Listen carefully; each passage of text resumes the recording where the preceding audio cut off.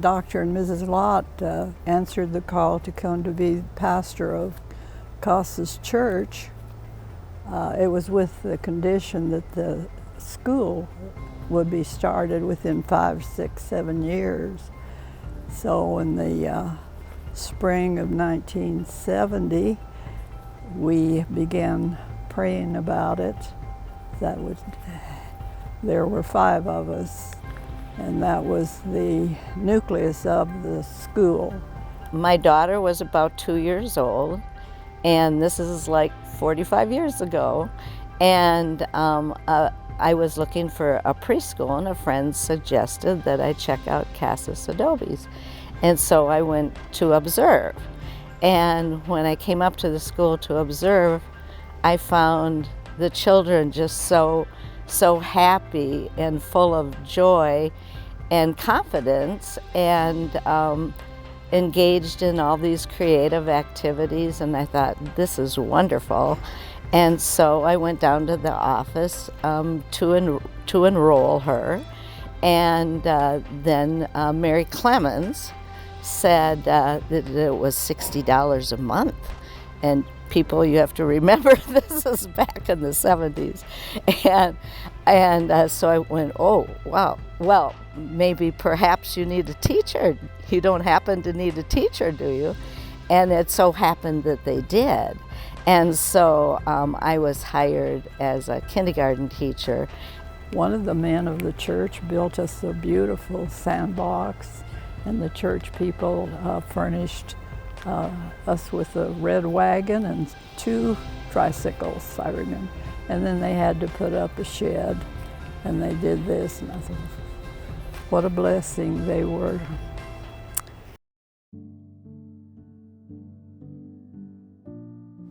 One constant thing about our school is every Friday we had chapel service for the whole school. They would gather in the little chapel, and we would sing, we would have a Bible story, and then we would talk to them about Jesus and his plan of salvation. And that was the highlight of the week for me. I was thinking 18 years, 3 kids, and 1 incredibly blessed family to be a part of Casa's Christian School. And everything from the teachers and the staff to the aftercare program to every event and program that our kids got to be a part of, it's just blessed them. It's built a foundation that they've been able to build on and grow from. And we look back and just, it was one of the best decisions we made, is to have our kids be here and a part of this school, and what it sets them up for in the future is bright, and it's beautiful. You know, the teachers really take the time to learn who you are and how you learn, and they take the time to really make sure you know what you're hearing and what you're learning, and you don't get that experience like anywhere else in a typical public school. So yeah, one thing I really like about Casa's is that it's not just about who's the most popular or who's better than someone else. It's how can I live for Christ, and not anything other than that. Everyone just accepts everyone, and I really like that about Casa's. I think when I started high school, I didn't realize, I think since I was in the Casa's realm here, that I didn't realize just how many people out there didn't know who Jesus was. So it almost became a burden to me when I was in high school, like, these people don't really know Jesus. And so I remember one day sitting at the high school bleachers, and we were watching a football game, and a friend of mine came up to me and she's like, hey, she had been coming to FCA at our house that we had started, and she's like, do you think you could tell me how to follow Jesus and what this Christian thing's all about? And I think that all of my years here probably helped shape and give me wisdom, and of course God gave me the wisdom to say, but sitting on the high school bleachers, she asked Jesus into her life, and I think that Casa's really helped give me words and courage and boldness that I might not have had elsewhere. Some of the greatest blessings for me just is having colleagues that have sharpened me, people that I've been able to work with over these years who are just such incredible men and women of God. Joe Beard, Cheryl Morgan, and I worked collaboratively for many years in 3rd grade. Rochelle Hodge, as I mentioned, just having the teachers that have not only poured into my life, but poured into my children's lives. Just no greater staff anywhere.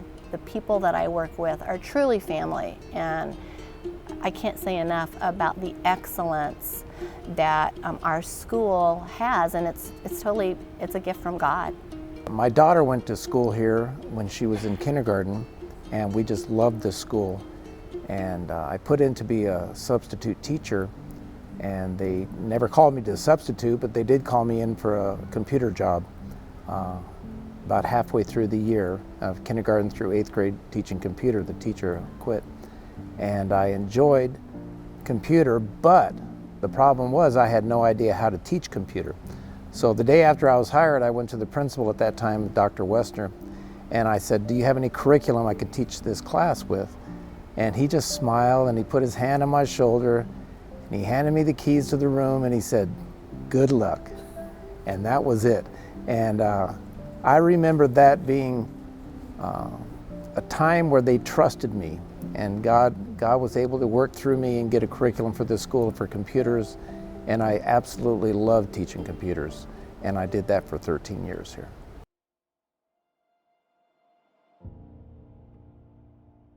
And I mean, in 7th grade, we went to the Catalina Island trip, and I remember, they told us, like, don't keep food in your tents, because there's foxes on the island, they'll get in it. And my friend Nick, already on the boat ride over, he was, trying to pack his stuff away, but he'd started to feel seasick on the boat, so he kind of really wasn't feeling it, and he'd fallen asleep on my shoulder, and he just wasn't like feeling that great. So he didn't think about the fact that, where was all his food and was it stored away. So we got to camp and we put our stuff in our tents, then went out, and I think we went out snorkeling. We come back and there's a fox, sitting in the middle of our campsite, and then it runs away. And so one of the adults is like, "Okay, everyone check your stuff." And, my friend Nick comes out of his tent and he's like, "Oh, I think I know why he was, interested in the camp." And he's pointing to everyone that there's chew marks in his pillow. But then he turns his pillow over and out pour all these Reese's Pieces that he had forgotten that he had left a bag inside his pillowcase. And he said, he's like, "Oh man, it also left a special surprise in the tent. We're gonna have to clean that up." In place of celebrating Halloween, we would have Harvest Festival, and all the teachers would set up a little booth in the parking lot down there on Ina and La Choya. And so for my booth, I brought a duck, a ducky doodle. And I had to bring this duck in a box in the car and a kiddie wading pool, and the kids would buy tickets for this little Harvest Festival. And so for my booth, 1 ticket would get you the opportunity to feed the duck, and 2 tickets would get you the opportunity to pet the duck or hold the duck. It was really, really fun. Mrs. McDonald had a duck, and his name was Ducky Doodle. And she would bring him on Fridays, and that was when our chapel days were. And Aaron and I would get to stay back most of the time when she would she didn't bring him every Friday, but when she would bring Ducky Doodle, we got to stay back in the classroom and watch the duck, because the duck couldn't go to chapel with us. One particular memory that I have is about Mackenzie. Mackenzie was a 6th grader at the time. This was a good number of years ago, several years ago, and she asked to be baptized. And so we thought, well, that's kind of something you just typically do on Sunday morning, and it's not really a school thing. But we quickly got beyond that and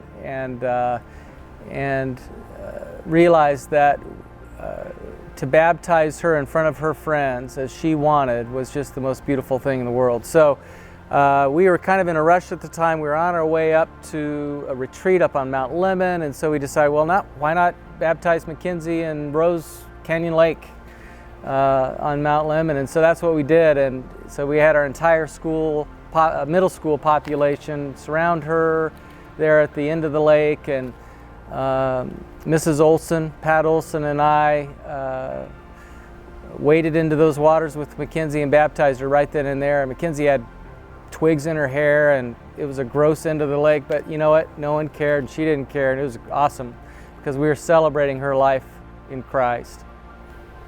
So one of the fun things in my morning routines is walking kids up to class and stuff, and one of my favorite classes to stop in if I get a late kid is into Miss Woody's class, because she seems to start her day. I know all classes start math first thing, but Miss Woody, when you enter her class, she has the lights off and they are starting their day with a worship song. And I just want to almost stay in there because I'm like, what a better way to start your day than entering into a time of worship with God. It sets the tone and it sets the mood, and it's just really beautiful that the kids get to be a part of something so amazing like that. 2001, September 11th, I remember that morning was really just surreal. Of course, we came to school like any other day. My daughter had a 7th grade teacher at the time, Rochelle Hodge, one of the most amazing master teachers. I've learned so much from her over the years, but my daughter was blessed to have Mrs. Hodge. And so what they did to kind of process through what had happened, they designed a problem-based learning project where because the kids wanted to memorialize what had happened. And so they designed an American flag collaboratively.